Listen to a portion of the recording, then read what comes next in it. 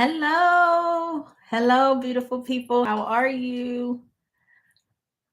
I am back as promised a day later, but here. I gotta get used to this time zone shift, especially since I'm in um further away from the East Coast than when I was doing even the videos before. But I am here. I'm sure some of you are probably maybe still awake, even if it's in South Africa, and may have possibly gotten the notifications. But I'm back as promised that I would be, and calling this Reconnect session part two, if you will, to Hello, Beautiful People from yesterday. As promised, coming on to this space to be able to connect and to walk through this process of the reconstruction of the Journey to ZA or Journey page. So today, what I want to talk about, again, I don't have a whole bunch of notes or layouts or anything like that, but I wanted to go a little deeper into kind of my epiphany and what you can expect from this space. The biggest shift is in terms of being able to have a lot of discussions on emotional and mental healing. And then also in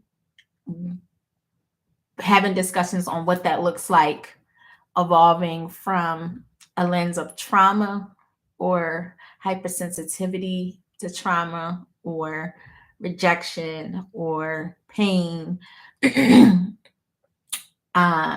loss, and being able to revisit and heal those wounds from a space of healing, of healed.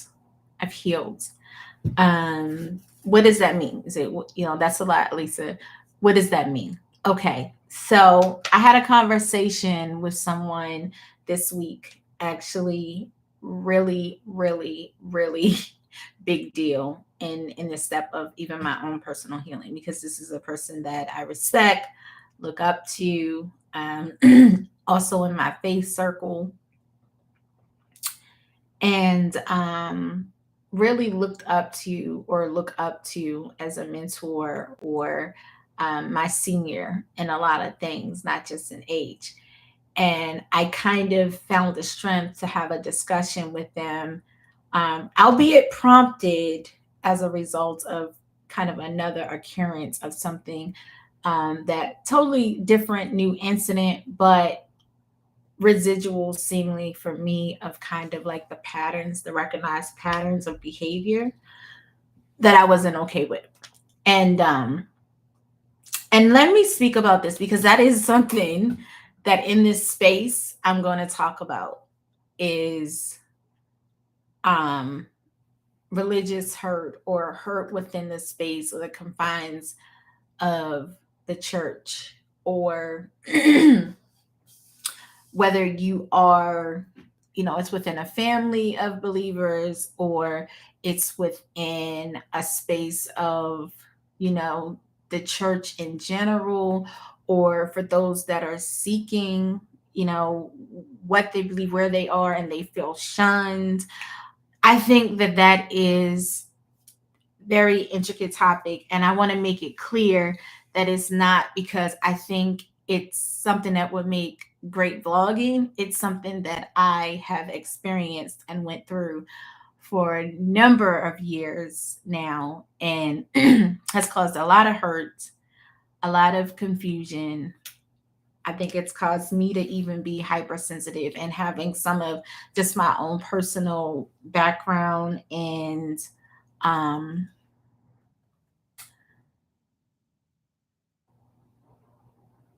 just personal story. It didn't help with that. So, at any rate, the conversation was needed. If I'm honest, I was a little apprehensive about, or anxious about having that conversation. And I really had to sit with myself about why I even felt that way. Um, and the fact that I felt that way challenged me internally to push past that and have the conversation. In the conversation, it was kind of presented like I was, for lack of better words, beating a dead horse. I felt that I was communicating clearly. I am an orator, so I can be a little wordy sometimes, but I don't just talk to be talking. I don't like to just hear myself talk. I talk when I have purpose.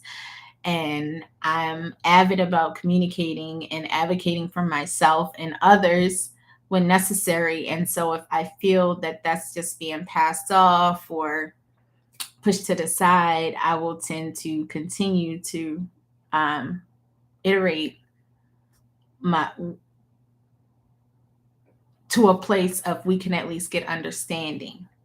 Meaning I try very hard, or it's not my default to just stonewall, where some people will shut down that maybe experience or deal with the same sorts of things that I deal with. They will just shut down and they won't communicate at all, and they'll just stonewall you. And I'm not that type of person. I kind of go maybe to the other side of the scale, and then I will intentionally continue to communicate back to you where I'm at. You're never going to have to question where Elisa is. So, in this conversation, that was very much the case. But what was different was that I could see from when I attempted to communicate and have these conversations on these specific issues when I was on a place of still a lens of trauma or processing and not healed. Because now it's not like you're just mulling over in your head the minute details of what happened and why did you say or why did you do or then I did, and then it's more to the root of the cause of what concerned me and holding accountable or requesting specific feedback or resolve of that thing. And I was actually kind of taken aback by the posture that it was literally like I was not even that I was trying to do something positive in resolving, but it was almost like really negative that um we'd already talked about this when actuality we really hadn't. It was more of a, especially from a space of you're like a senior or a mentor or whatever, it was more of a deflect um, and lack of consideration for what it was that I was saying. It was passed off at things that I was saying as if they were not valid, or maybe it was just kind of my perception, not really what was going on, even if we had different perspectives. Um, it was just like in my head almost. Some people might call that gaslighting. Take it as you may. But the point that I'm making is that in this space of having a safe space to talk about these sorts of things, that when you get to a place of being able to reevaluate things that have happened to you in your life, regardless of what environment, professionally, familially, friends, your own self, your spouse relationships, whatever it is, if you are at a place where you're trying to process through something and you get to a space where you realize, I'm not healed here, it is healthy to be able to go back to that space, that person, right? And reintroduce conversation about the thing or the space that you're not healed about, or there's clarity that's needed, or there's understanding that's needed, right? And if a person tells you that that's beating a dead horse or anything to that capacity, they're telling you who they are. They're telling you who they are because it's no different than like say for instance, um a parent-child relationship, right? I'm a mom. We understand that we're human. Kids don't come with instructional manuals, and you're going to make mistakes, and you go, hopefully you learn as you go. So let's say you, I don't know, you just are still processing some sort of trauma from your own childhood, or triggers or anything, and then you somehow wound or hurt emotionally, mentally, whatever, or not available or whatever, your child. One, because of age or maturity in that space, and we're thinking about age like actual genetics, like age, right? They cannot communicate that to you, but you may talk about it.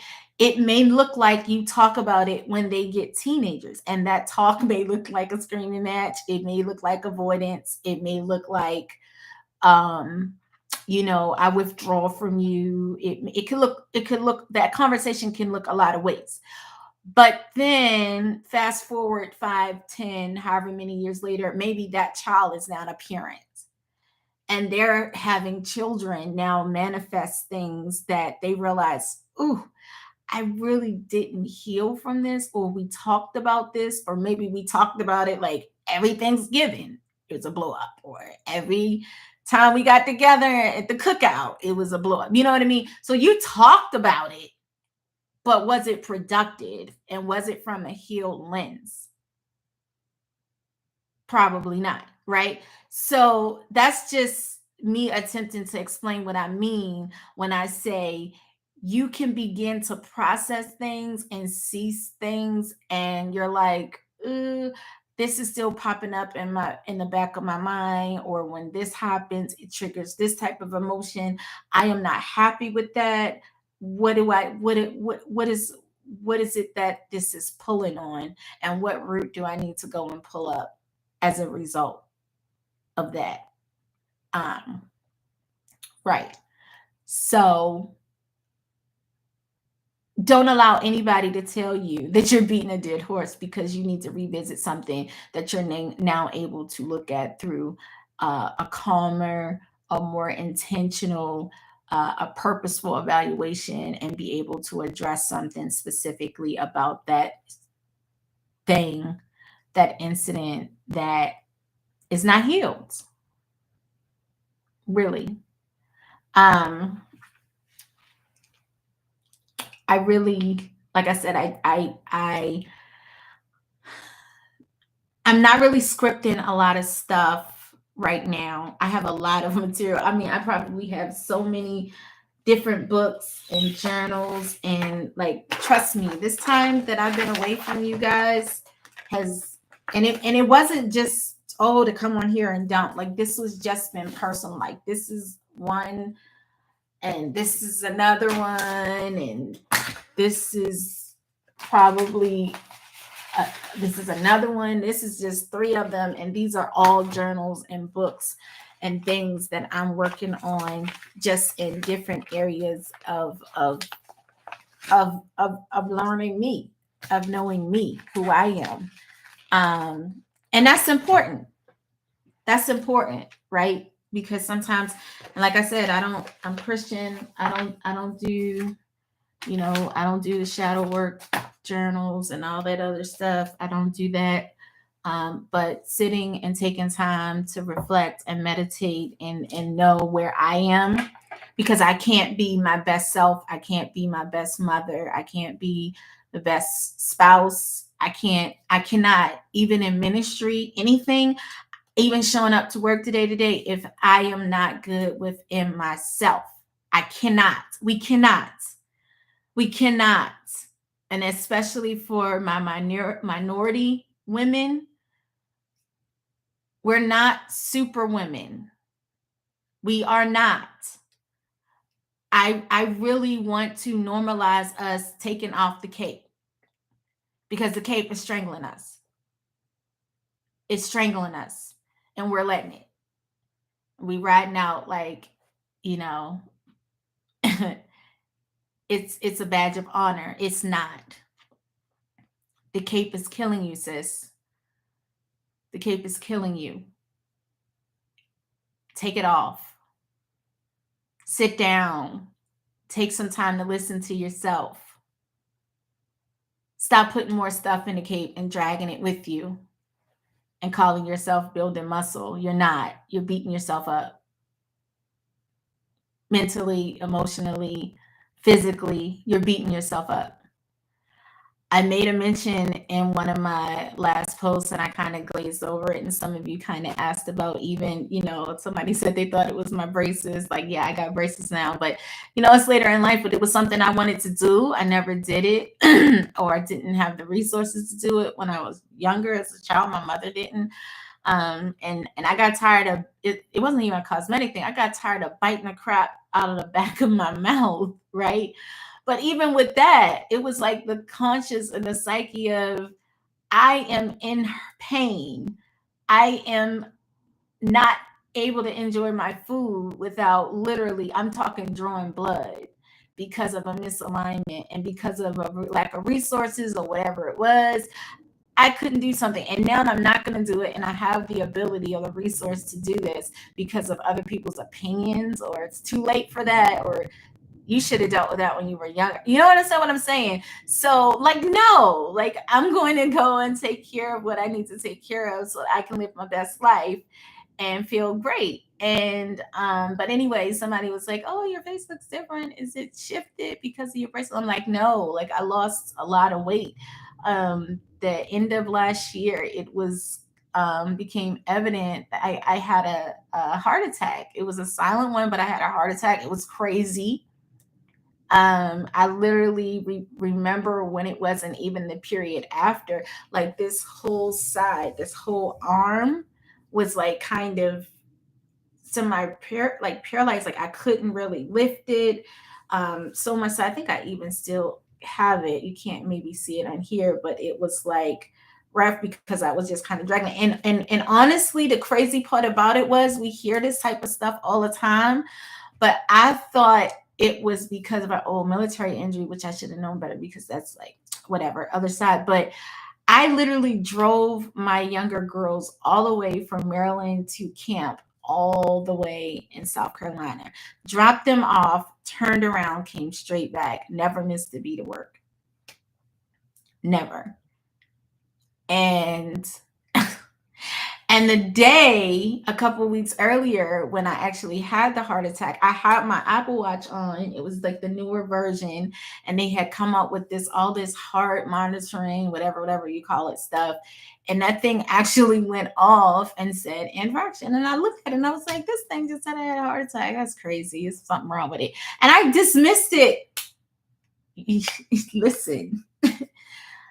If it wasn't for me going to start processing, going through, taking the time more intently, because I'm all about my health. I'm all about going to my doctor's appointments and everything else. But you still, you can get to a certain level of complacency. And these doctors, some of them, they do the best that they can. Others, it's just a job for them. And they'll just pass off what you're saying. They're not really listening. They don't want to take the time to uncover.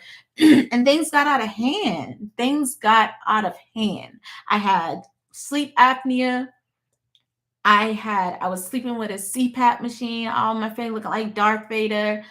A freaking asthma cough that was ridiculous every day, weight increasing.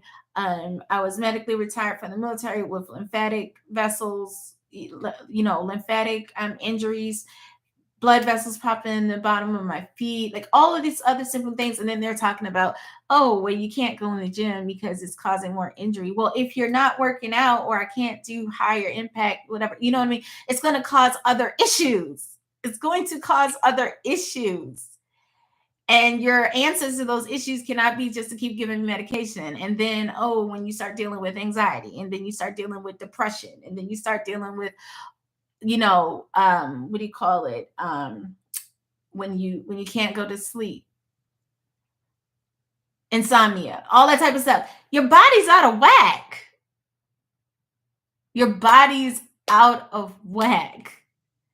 And everything is trying to tell you this, and we don't listen. So that's what happened. I spent some time to say, you know what? If I got to be radical in the decisions that I'm making to reclaim my health, that's what I'm going to do. That is what I'm going to do. Regardless of what anybody thinks, regardless of what anybody has to say, that is what I am going to do.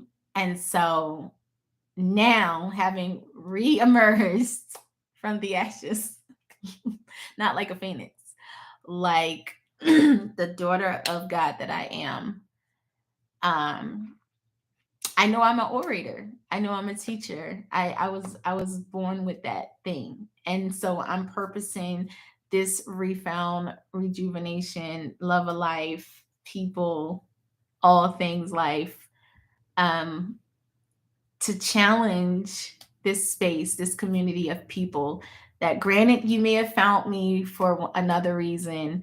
But I think that this message and my healing journey is relevant. I think it's relevant, and it can help others to heal and to have a safe space to maybe tackle some of those sorts of things. So, with that, I'll leave you. I didn't want to make this live too long, but I'm challenging you. Take the cape off.